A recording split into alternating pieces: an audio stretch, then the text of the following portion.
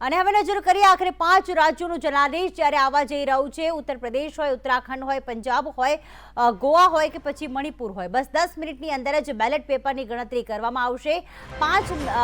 અડધો કલાક સુધી આ 5 રાજ્યોમાં બેલેટ પેપરની ગણતરી થશે અને ત્યારબાદ ઈવીએમ મશીન ખોલવામાં આવશે।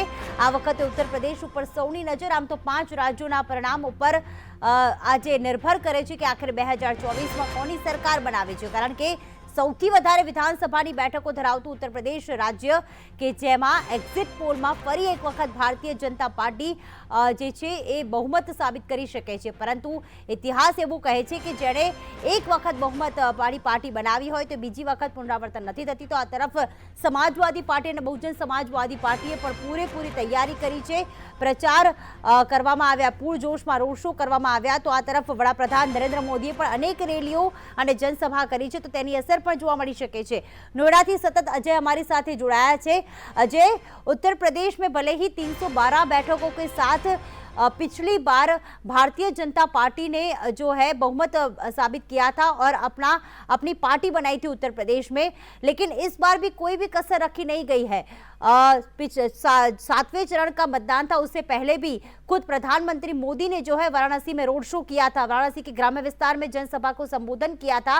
तो इस तरफ केंद्रीय गृह मंत्री अमित शाह भी लगे हुए थे प्रचार करने के लिए, डोर टू डोर प्रचार भी किया गया जब चुनाव आयोग ने कोरोना के समय में प्रतिबंध लगाया था।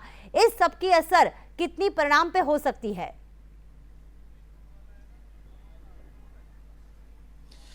देखिए, इस बार का जो विधानसभा चुनाव है कई लिहाज से काफी अहम है, क्योंकि पिछली बार भारतीय जनता पार्टी की तरफ से जो सरकार बनाई गई थी वो प्रधानमंत्री नरेंद्र मोदी के चेहरे पे पूरा चुनाव लड़ा गया था। तब प्रधानमंत्री नरेंद्र मोदी को महज 2 से 2.5 साल का सरकार चलाते हुए अनुभव था। और साथ ही साथ आपको याद होगा कि जब 2017 का विधानसभा चुनाव उत्तर प्रदेश में हुआ था तो उस वक्त नोटबंदी भी हुई थी। बड़ी संख्या में जो आम पब्लिक है, जो एटीएम है उसके सामने लाइन लगा के खड़ी रहती थी और उसकी तरफ से एक सेंटेंस कहा जाता था कि अगर जो जवान है बॉर्डर पे खड़ा हो सकता है तो क्या हम देश के लिए जो मोदी जी कर रहे हैं उसके लिए लाइन में नहीं खड़े हो सकते हैं। तो उस आलोक में पूरा विधानसभा चुनाव हुआ था। और साथ ही साथ जो सबसे बड़ा भारतीय जनता पार्टी का जो पॉजिटिव पॉइंट था कि बहुजन समाज पार्टी और समाजवादी पार्टी के ऐसे बहुत सारे जो ओबीसी लीडर्स थे उन्होंने भारतीय जनता पार्टी को ज्वाइन किया था। तब भारतीय जनता पार्टी की तरफ से कहा गया था कि ये एक तरह से सोशल सामाजिक समीकरण है जो कहीं न कहीं भारतीय जनता पार्टी के फेवर में है। और कहीं न कहीं प्रधानमंत्री नरेंद्र मोदी के चेहरे पे या कह सकते हैं कि डबल इंजन की सरकार होगी तो उत्तर प्रदेश का विकास होगा। इसके नाम पर 2017 में भारतीय जनता पार्टी को बम्पर बहुमत मिला था। 312 सीटें अकेले भारतीय जनता पार्टी को मिली थी। कुल मिला के 325 सीटें सहयोगी दलों के साथ उनको मिली थी। यानी जिस भी आदमी को खड़ा कर दिया गया, प्रधानमंत्री नरेंद्र मोदी केवल चेहरा थे, वोट कैंडिडेट के नाम पे नहीं पड़ रहा था। इसी वजह से भारतीय लेकिन अजय इस बार भी कहीं न कहीं किसान आंदोलन की असर कितनी हो सकती है? जी, किसान आंदोलन की असर कितनी हो सकती है? जो लखीमपुर खीरी में जो हिंसा हुई थी, जी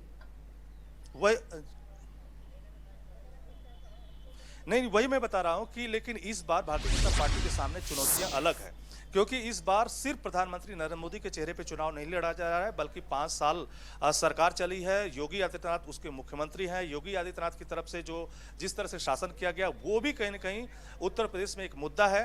वहीं दूसरी तरफ ऐसा पहली बार देखने को मिला कि कोई विपक्षी पार्टी भारतीय जनता पार्टी के मंत्रियों को तोड़ करके अपनी पार्टी में मिला ले, और खास करके वही लीडर जिनको भारतीय जनता पार्टी 2017 से पहले लेके आई थी भारतीय जनता पार्टी में, वही सारे लीडर भागते हुए दिखाई दिए। और साथ ही साथ इस बार किसान आंदोलन के आलोक में पूरा ये विधानसभा चुनाव हुआ। पहले और दूसरे चरण का कहा जा रहा है कि असर इस पे सबसे ज्यादा दिखाई दिया। यहां तक कि कई सारी जगहों पे भारतीय जनता पार्टी के जो कैंडिडेट हैं उनका विरोध भी इस पूरे इलाके में दिखाई दिया। वहीं पर तीसरे, चौथे और 5वें चरण की अगर बात करें तो जो भारतीय जनता पार्टी से भागे हुए या निकले हुए जो लीडर थे उनका ये इलाका कहा जाता है। और कहा जाता है कि उसमें ओम प्रकाश राजभर से लेकर के स्वामी प्रसाद मौर्य, धर्म सिंह सैनी, दारा सिंह चौहान, ये वो दिग्गज लीडर हैं जो अलग अलग समुदाय को रिप्रेजेंट करते हैं। इनके समुदाय की भी संख्या अच्छी खासी है। और इन लोगों ने भारतीय जनता पार्टी के खिलाफ कहीं न कहीं जाकर के समाजवादी पार्टी की तरफ से रुख किया। और साथ ही साथ बेरोजगारी एक मुद्दा है, महंगाई एक मुद्दा है, और आवारा पशुओं का मुद्दा है। तो कई सारे ऐसे मुद्दे हैं जो कहीं न कहीं नाराजगी का कारण बनते हैं। तो ऐसे में इस बार जो एग्जिट पोल दिखा रहे हैं, क्या वो सच गलत साबित होंगे। हालांकि पिछले 4 एग्जिट पोल लगभग गलत साबित हुए, तो कह सकते हैं कि भारतीय जनता पार्टी का अपना दावा है और समाजवादी पार्टी का अपना दावा है।